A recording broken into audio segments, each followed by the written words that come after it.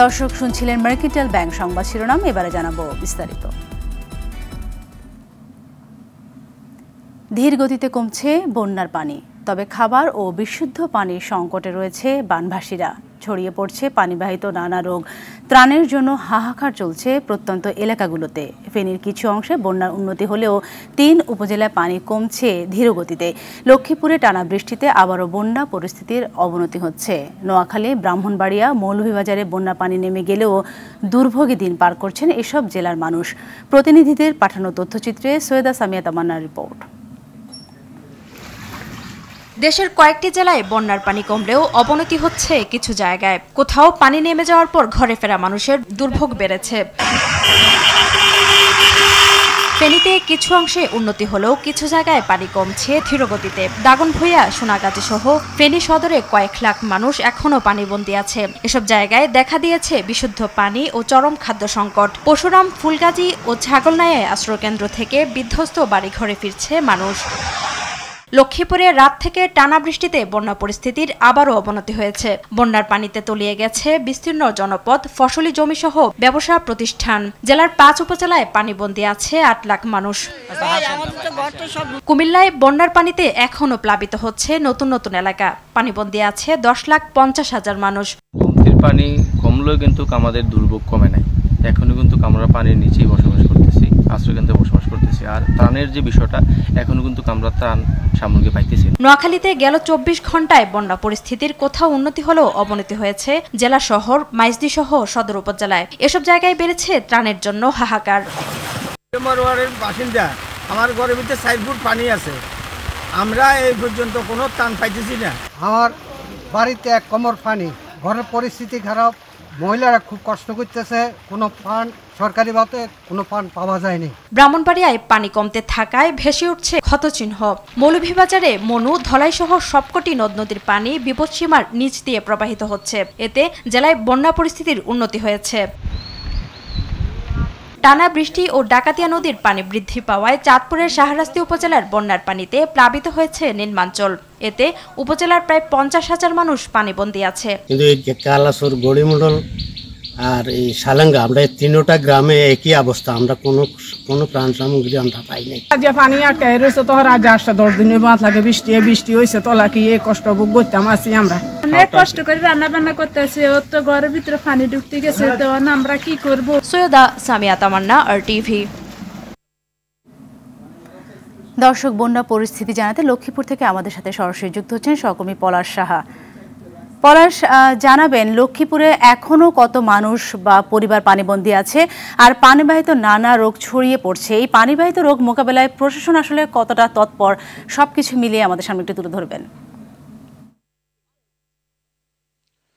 সাথে আপনি যেমনটি জানাচ্ছিলেন যে লক্ষ্মীপুরে বন্যার পানি কিন্তু কিছুটা কমতে শুরু করলো। গতকাল রাত থেকে ভোর পর্যন্ত টানা বৃষ্টিতে বন্যা পরিস্থিতি সেটির আরো অবনতি হয়েছে।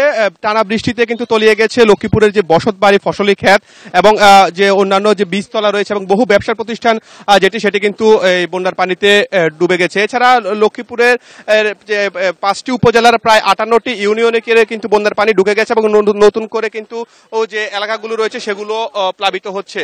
এছাড়া লক্ষ্মীপুরে এখন পর্যন্ত প্রায় ২৪,০০০ যে পরিবার, সেই পরিবার আশ্রয়কেন্দ্রে আশ্রয় নিয়েছে এবং অন্যান্য যারা আশ্রয়কেন্দ্রে এখনো যাননি তারা আসলে জানিয়েছেন যে চুরি ডাকাতির ভয়ে তারা এখন পর্যন্ত যে আশ্রয়কেন্দ্রে তারা এখন পর্যন্ত যেতে চাচ্ছেন না। এবং এ পর্যন্ত লক্ষ্মীপুরে যে জেলা প্রশাসন রয়েছে এবং উপজেলা প্রশাসন সহ তারা কিন্তু আশ্রয়কেন্দ্রে যারা আশ্রয় নিয়েছেন তাদের সার্বক্ষণিক খোঁজ খবর নিচ্ছেন এবং তাদের যে শুকনো খাবার সহ যে স্যালাইন সেগুলো কিন্তু তারা বিতরণ করছেন। এবং লক্ষ্মীপুরে কিন্তু এই বন্যা পরিস্থিতিতে নতুন আতঙ্ক, যে সাপের উপদ্রব বেড়ে গেছে। গত কয়েকদিনে প্রায় ১০০ জন যে সাপে কাটা রোগী তারা সদর হাসপাতাল সহ উপজেলার যে বিভিন্ন ক্লিনিকে তারা কিন্তু আশ্রয় নিয়েছেন। তবে এই জন্য উপজেলা স্বাস্থ্য কমপ্লেক্স এবং যারা চিকিৎসক রয়েছেন তারাও কাজ করছেন। সাথে ধন্যবাদ আপনাকে।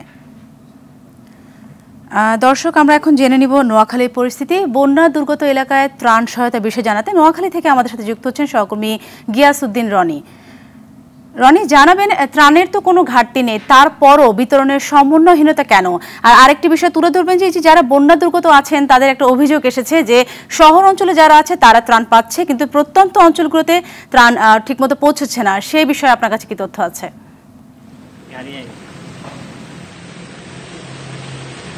সাথী ধন্যবাদ। আপনি যেমনটি জানাচ্ছিলেন নোয়াখালীর বন্যা দুর্গত এলাকায় টানের জন্য মানুষ হাহাকার করছে। যারা বর্তমানে বন্যা দুর্গত আছে, যারা প্রত্যন্ত অঞ্চলের মানুষ, তাদেরই অভিযোগ সবচেয়ে বেশি যে তারা ত্রাণ পাচ্ছে না। তারা জানিয়েছে যে যারা শহর অঞ্চলের বাসিন্দা এবং উপজেলার একবারে শহর কেন্দ্রিক প্রধান সড়কগুলোর পাশে রয়েছে, তারা একজন একাধিকবার ত্রাণ পাচ্ছে, কেউ ৫-১০ বারও পাচ্ছে, কিন্তু যারা প্রত্যন্ত অঞ্চলের মানুষ তাদের ত্রাণ না পাওয়ার অভিযোগটা সবচেয়ে বেশি। আর নোয়াখালীর বন্যা পরিস্থিতির যে সর্বশেষ পরিস্থিতি, গতকাল রাতে এখানে ভারী বৃষ্টিপাত হয়েছে। বৃষ্টিপাত হওয়ার পর জেলা সদরের বন্যা পরিস্থিতি আরও অবনতি হয়েছে। তবে নোয়াখালীর কোম্পানিগঞ্জ, কবিরহাট, সেনবাগ, চাটখিলে কিছুটা পানি কমেছে, তবে সেটি দুর্ভোগ কমার মতো নয়।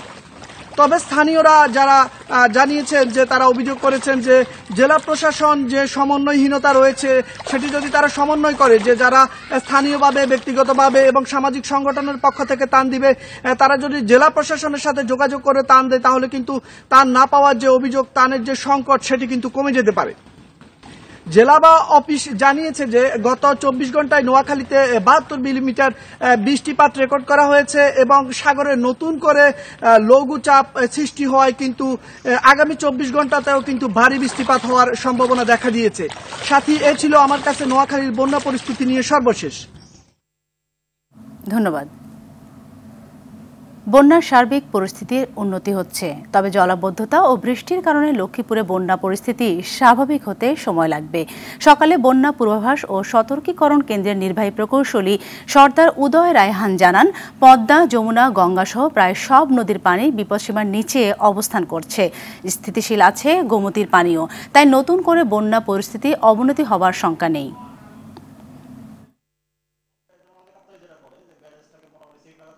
বৃহত্তর উত্তর পূর্বাঞ্চলীয়, পূর্বাঞ্চলীয় এবং দক্ষিণ পূর্বাঞ্চলীয় হবিগঞ্জ, মৌলভীবাজার, কুমিল্লা, ব্রাহ্মণবাড়িয়া, ফেনী ও চট্টগ্রাম জেলার বিভিন্ন যে ১৩টি পয়েন্টে পানি বিপদসীমার উপর দিয়ে প্রবাহিত হচ্ছিল, তার সকল পয়েন্টেই পানি এখন বিপদসীমার নিচে রয়েছে এবং সর্বশেষ গতকাল রাতে গোমতী নদী কুমিল্লা পয়েন্টে বিপদসীমার নিচে নেমে এসেছে। অন্তত ২ দিন উজানে ভারী বৃষ্টিপাত প্রবণতা কম থাকতে পারে, যার ফলে আমাদের যে পূর্বাঞ্চলীয় যে সকল নদ নদী আছে সেগুলোর পানি হ্রাস অব্যাহত থাকতে পারে।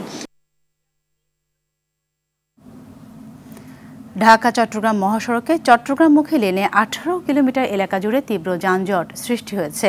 ভোর থেকে মহাসড়কের নারায়ণগঞ্জের সিদ্ধিরগঞ্জ সাইনবোর্ড থেকে বন্দরের লাঙ্গলবন্দ এলাকা পর্যন্ত চট্টগ্রামমুখী লেনে এই যানজটের সৃষ্টি হয়। এতে তীব্র ভোগান্তিতে পড়েছে যাত্রী ও চালকরা। চালক থেকে শুরু করে যাত্রীদের ঘন্টার পর ঘন্টা গন্তব্যস্থলে যাওয়ার জন্য মহাসড়কে অবস্থান করতে হচ্ছে। যানজটের কারণে অনেকে বাস থেকে নেমে ঢাকায় ফিরে আসছেন, কেউ কেউ আবার হেঁটে গন্তব্যে যাওয়ার চেষ্টা করছেন। কাঁচপুর হাইওয়ে থানার শিমরাইল ক্যাম্পে টিআই আবু নাইম বলেন, যানজট তীব্র আকার ধারণ করেছে, এটি নিরসনে কাজ চলছে।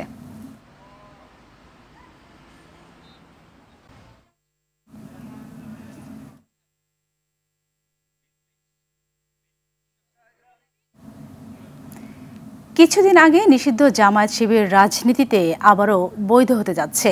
নির্বাহী আদেশে নিষিদ্ধের প্রজ্ঞাপন আজই বাতিল হচ্ছে বলে জানিয়েছেন আইনজীবী মোহাম্মদ শিশির মনির।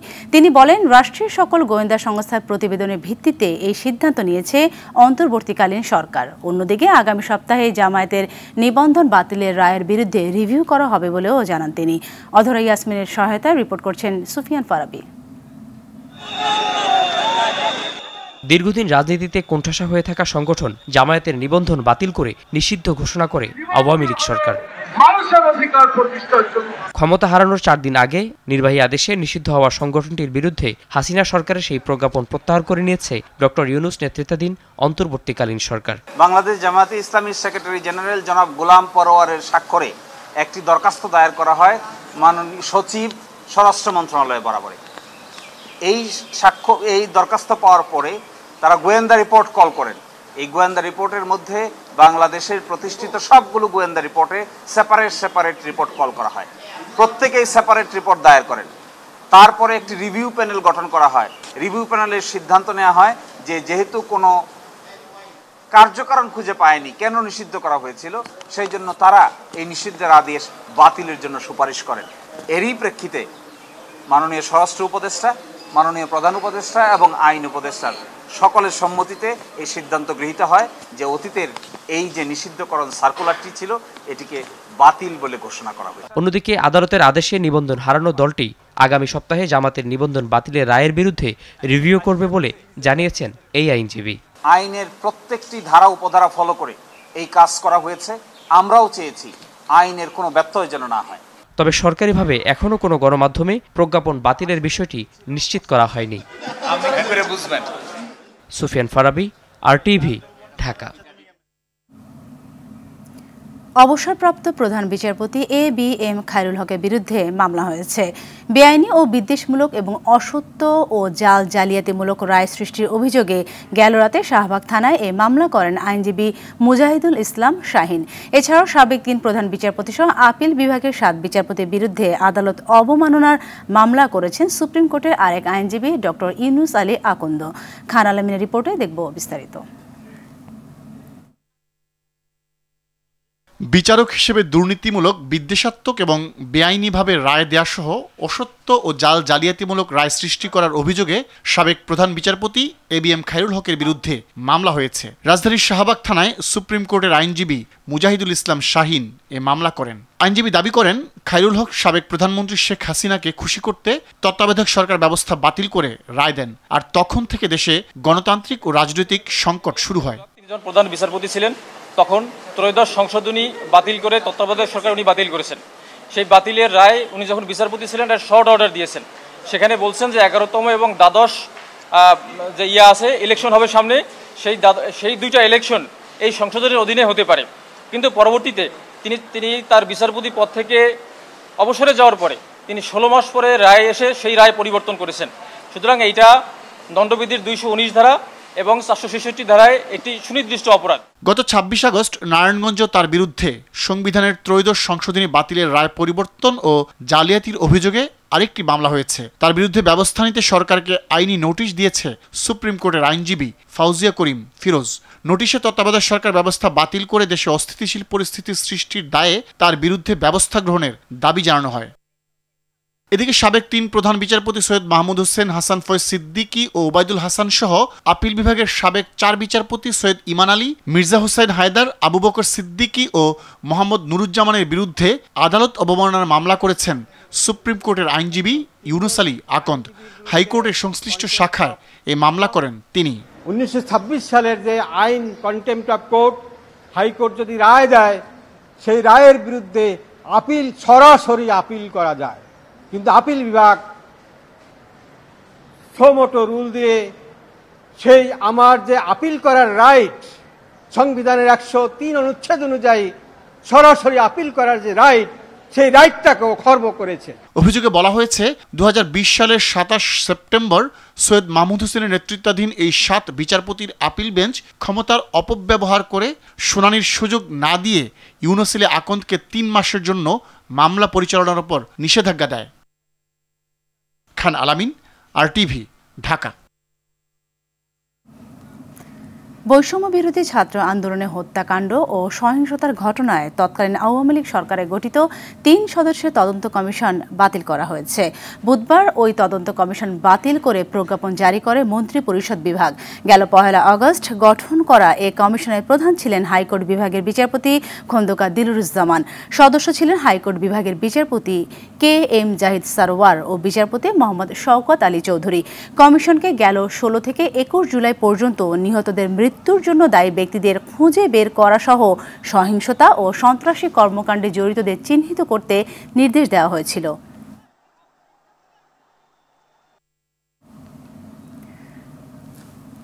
জনগণের মধ্যে যেন বিভাজন সৃষ্টি না হয় সে বিষয়ে সবাইকে সতর্ক থাকার আহ্বান জানিয়েছেন বিএনপি মহাসচিব মির্জা ফখরুল ইসলাম আলমগীর। সেই সঙ্গে কোনো দুর্বৃত্তায়নের সঙ্গে বিএনপি জড়িত নয় এবং বিএনপি এ বিষয়ে খুব কঠোর অবস্থানে রয়েছে বলেও জানান তিনি। এছাড়াও ঢালাও মামলার বিষয়ে আইনশৃঙ্খলা রক্ষাকারী বাহিনীকে যাচাই করার আহ্বান জানান বিএনপির এই নেতা। অন্যদিকে সতর্ক ছাড়াই ভারত বাঁধ খুলে দেওয়ায় বাংলাদেশে বন্যা পরিস্থিতি ভয়াবহ আকার ধারণ করেছে। এ অবস্থায় 1 সেপ্টেম্বর বিএনপির প্রতিষ্ঠা বার্ষিকীর 6 দিনে ঘোষিত কর্মসূচি বাতিল করে সকল টাকা বন্যার্তদের ত্রাণ সহায়তা দেওয়ার সিদ্ধান্ত নিয়েছে দলটি। সভা হয়েছে, কোন রকম দুর্বৃত্তায়নের সঙ্গে বিএনপি বা বিএনপি অঙ্গ সংগঠন নেতাকর্মীরা জড়িত নয়। এটা আমি খুব জোর দিয়ে বলছি। এটা যেভাবে মামলা হচ্ছে সেটা আমি মনে করি যে সেটা এই যে বিপ্লব হয়ে গেছে, এই বিপ্লবকে আপনারা সংহত করবে না এবং যৌক্তিক সময় অবশ্যই আমরা সেটাতে কোঅপারেট করতে চাই। সর্বক্ষেত্রে সবকিছুকে আমলে নিয়ে এই ইন্টারিম গভর্নমেন্ট, আপনারা মিডিয়া, দেশের মানুষ সেইভাবে আপনারা চিন্তা করবেন। রাজধানীর হাতিঝিল লেক থেকে রাহনুমা সারাহ নামে এক নারীর মরদেহ উদ্ধার করা হয়েছে। মঙ্গলবার মধ্যরাতে হাতিঝিল থেকে অচেতন অবস্থায় তাকে দ্রুত উদ্ধার করে ঢাকা মেডিকেল কলেজ হাসপাতালে জরুরি বিভাগে নেওয়া হলে কর্তব্যরত চিকিৎসক মৃত ঘোষণা করেন। তিনি বেসরকারি টেলিভিশন জিটিভির বার্তা সম্পাদকের নিউজরুমের এডিটর হিসেবে কাজ করতেন। মৃত্যুর আগে তিনি নিজের ফেসবুক আইডি থেকে স্ট্যাটাসও দেন। নিহতের বড় বোন জানিয়েছেন, আত্মহত্যা করার মতো মেয়ে নন রাহনুমা। হঠাৎ এমন ঘটনায় হতভম্ব পুরো পরিবার। পুলিশ জানিয়েছে, ময়নাতদন্তের পর পুরো ঘটনা জানা যাবে। সারাহ রাহনুমার নোয়াখালী প্রেস ক্লাবের সভাপতি বখতিয়ার শিকদারের ছোট মেয়ে। মরদেহ এখন ঢামেক মর্গে রাখা হয়েছে। ও যেরকম সাহসী একটা মানুষ, ও খুব স্ট্রেট ফরওয়ার্ড, ও খুব অ্যাক্টিভ। তো আসলে সেই ইয়েতে কোনো জায়গায় দেখতেছে অনেকভাবে নিউজ প্রচার হচ্ছে, তো আমি এখন আসলে সেই কথাটা বিশ্বাস করতে পারতেছি না। আর যেহেতু পুলিশ এটা নিয়ে তদন্ত করবেন, ওনারা পোস্টমর্টম করবেন, করার পরেই আসলে আমরা কারণটা জানতে পারবো। আমি পুলিশ পাঠিয়েছি, সুরতাল করব। আমরা আপাতত ইডি মামলা নিচ্ছি, পোস্টমর্টম রিপোর্ট পাওয়ার পর দেন বোঝা যাবে আর কি বিষয়টা। ভারতের পশ্চিমবঙ্গ প্রসঙ্গ।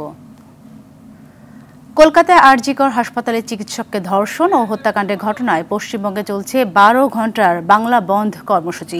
এ সময় তৃণমূল ও বিজেপি সমর্থকদের মধ্যে সংঘর্ষ হয়। কিছু এলাকায় গুলির ঘটনাও ঘটেছে। পরিস্থিতি সামলাতে ধরপাকড় করছে পুলিশ। ইমতিয়াজ আহমেদের রিপোর্ট।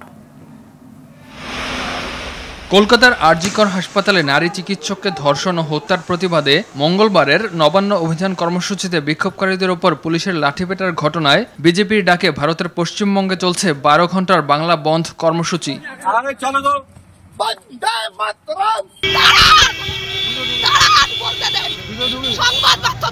সকাল 6টা থেকে সন্ধ্যা 6টা পর্যন্ত চলবে এই কর্মসূচি। জেলায় জেলায় চলছে পথ অবরোধ। সংঘর্ষ হয়েছে তৃণমূল ও বিজেপি সমর্থকদের মধ্যে। কিছু এলাকায় গুলির ঘটনাও ঘটেছে। গণতান্ত্রিকভাবে যে আন্দোলন, তাকে দমিয়ে দেওয়ার, তাকে বাধা দেওয়ার চেষ্টা করেছে, কিন্তু তবুও কালকে নবান্ন অভিযান কিন্তু সফল হয়েছে। পুলিশ তৃণমূলের তাবেদারি করছে, আর কোথায় থাকবে? ফায়ারিং হচ্ছে, গাড়িতে 6 রাউন্ড গুলি চলেছে, 6 রাউন্ড গুলি চলেছে, প্রায় 7-8 খানা বম চলেছে। পরিস্থিতি সামাল দিতে ধরপাকড় করছে পুলিশ। 2 বিধায়ক সহ কোচবিহারে গ্রেপ্তার হয়েছে 30 জন। সরকারি বাস চলাচল করলেও বন্ধ রয়েছে ট্রেন ও বেসরকারি বাস। বিক্ষোভের প্রভাব পড়েছে স্থানীয় বাজারগুলোতে, বন্ধ বেশিরভাগ দোকান।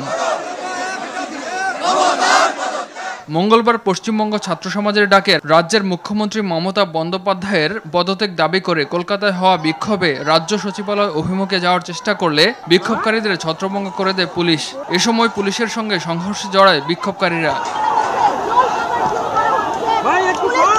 নারী চিকিৎসক হত্যাকাণ্ডের সাথে জড়িতদের বাঁচাতে মুখ্যমন্ত্রী মমতা বন্দ্যোপাধ্যায় নানা খেলা খেলছেন বলে অভিযোগ করেন রাজ্য বিজেপির নেতা শুভেন্দু অধিকারী। মমতা বন্দ্যোপাধ্যায় শুধুমাত্র ভারতীয় জনতা পার্টিকে বা রাজ্যের বিরোধী দলকে বা ছাত্র অভিভাবক সমাজকে, সচেতন নাগরিকদের বা প্রতিবাদী জনতাকে নয়, তিনি সরাসরি সুপ্রিম কোর্টকে চ্যালেঞ্জ করেছেন অত্যাচারীদের দৃষ্টান্তমূলক শাস্তির দাবিতে এবং আজকের অত্যাচারের প্রতিবাদে। গেল 9 আগস্ট আরজিকর মেডিকেল কলেজ হাসপাতালে এক শিক্ষানবিশ নারী চিকিৎসককে ধর্ষণ ও হত্যার ঘটনায় শুরু হয় বিক্ষোভ। পরবর্তীতে আন্দোলন ছড়িয়ে পড়ে রাজ্যের নানা প্রান্ত সহ ভারতের বিভিন্ন অঞ্চলে। ইমতিয়াজ আহমেদ, RTV। দর্শক, সংশ্লিষ্ট বিষয়ে কলকাতা থেকে সর্বশেষ পরিস্থিতি জানাচ্ছেন সহকর্মী পরমাশিস ঘোষ রায়। উত্তর 24 পরগনার ভাটপাড়ায় কিন্তু গুলি চালানোর ঘটনা ঘটেছে বন্ধ সমর্থনকারীদের সঙ্গে। কলকাতার শ্যামবাজারের মেট্রো স্টেশনের সামনে কিন্তু কুণাল ঘোষ, তৃণমূল কংগ্রেসের মুখপাত্র, তিনি কিন্তু দোকান খোলা রাখার জন্য সাধারণ মানুষের কাছে আবেদন করেছেন। পথে নেমেছেন বিজেপির প্রাক্তন সাংসদ রূপা গাঙ্গুলি। আমি যেখানে দাঁড়িয়ে কথা বলছি সেটা হচ্ছে কলকাতা শহরতলির সঙ্গে ব্যারাকপুরের উত্তর 24 পরগনার যেটা সড়ক পথ বিটি রোড, এটা সেই জনপদ যে জনপদে ডাক্তার যে তরুণী চিকিৎসক খুন হয়েছিল আরজিকর হাসপাতালে, সেই জনপদ সোদপুরের বিটি রোডের ওপর দাঁড়িয়ে কথা বলছি। আমরা দেখতে পাচ্ছি কিন্তু সড়ক পথ কিন্তু সচল রয়েছে, সরকারি বেসরকারি পরিবহন সব কিন্তু চলছে। কিন্তু জেলায় কিন্তু বেশ কিছু পশ্চিম মেদিনীপুরে যেমন ঝামেলা হয়েছে, পশ্চিম বর্ধমানের জামুরিয়ায় বন সমর্থনকে কেন্দ্র করে উত্তেজনার সৃষ্টি হয়েছে, গুলি চলেছে। ইতিমধ্যে বন সমর্থনকারীদের বেশ কিছু জায়গায় কিন্তু পুলিশ পাকড়াও করেছে।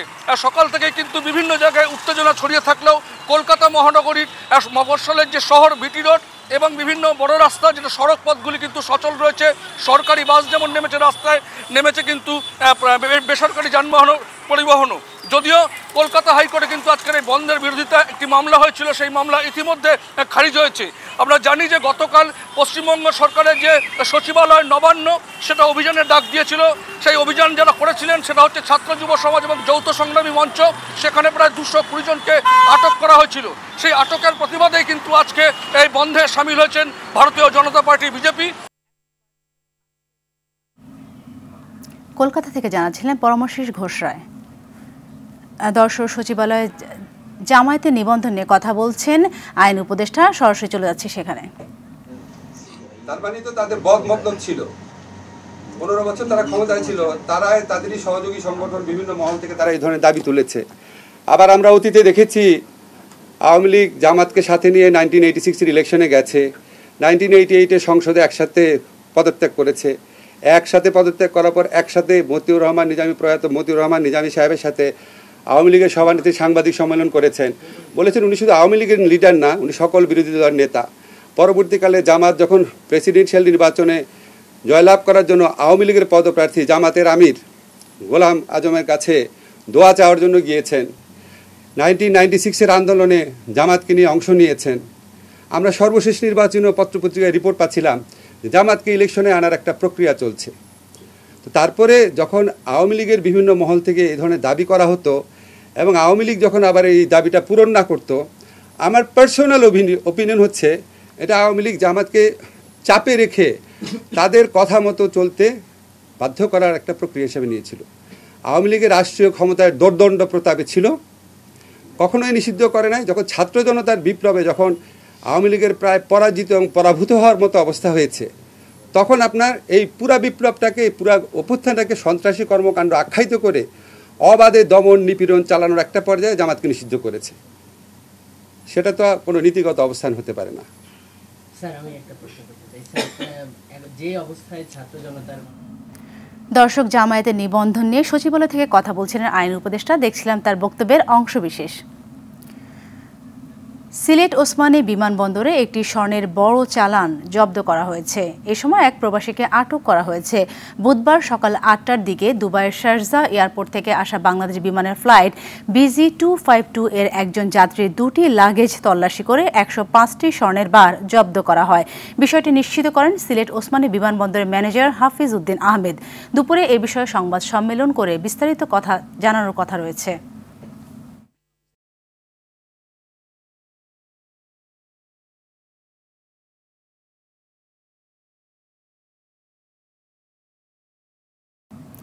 ন্যাশনাল লাইফ ইন্স্যুরেন্স আন্তর্জাতিক সংবাদ।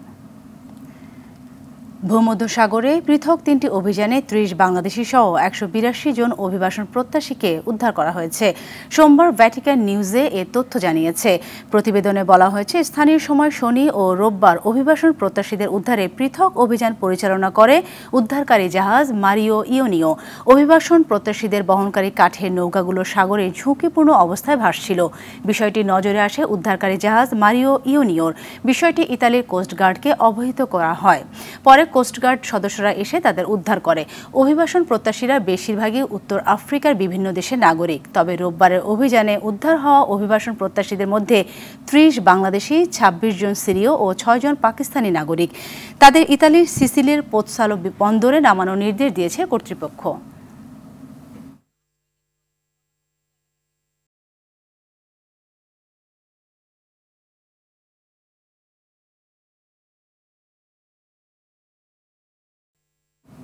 খেলার খবর।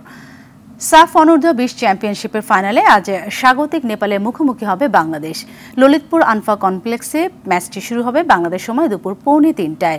গ্রুপ পর্বের শেষ ম্যাচে নেপালের বিপক্ষে হারলেও সেমিফাইনালে ভারতকে হারিয়ে ফুরফুরে মেজাজে আছে মারুফুল হকের শিষ্যরা। দলটির সুযোগ এবার হিমালয়ের দেশে ইতিহাস গড়ার। বিস্তারিত রাফি আমিনের রিপোর্টে। দেশ ছাড়ার আগেই কোচ মারুফুল হক নিজেদের লক্ষ্যটা জানিয়েছিলেন। হিমালয় দেশ থেকে শিরোপা নিয়েই ফেরার কথা বলেছিলেন তিনি। শুরুটা শ্রীলঙ্কাকে হারিয়ে করলেও মারুফুলের প্রথম লক্ষ্যে বাধা হয়ে দাঁড়ায় স্বাগতিকরা। সন্তুষ্ট থাকতে হয় গ্রুপ রানার্স আপ হয়েই। সেই ম্যাচটির ভুল থেকে শিক্ষা নিয়ে দারুণভাবে ঘুরেও দাঁড়িয়েছে দলটি। সেমিফাইনালে ভারতকে কাঁদিয়ে ব্যাক টু ব্যাক ফাইনালে টিকিট কাটে শ্রাবণের দল। শিরোপা থেকে কেবল একটি জয়ের দূরত্বে দলটি। তবে আসর জুড়ে অপরাজিত থাকা নেপাল যেন এখন এভারেস্টেই রূপ নিয়েছে। টুর্নামেন্টের প্রথম দেখায় হিমালয়ের বাধায় আটকালেও এবার আনফা কমপ্লেক্সের চূড়া থেকে জয় নিয়ে ফিরতে চান আসিফ রাব্বিরা।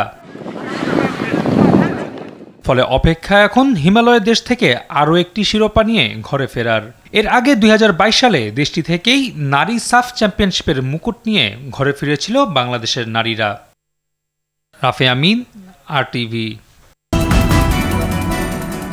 দুপুরের সংবাদ এই পর্যন্ত। সবশেষ সংবাদ জানতে যে কোনো মোবাইল ফোন থেকে 24141 নম্বরে ডায়াল করুন। জেলা সংবাদ বিকেল 5:45টায় দেখার আমন্ত্রণ রইল। ধন্যবাদ সবাইকে।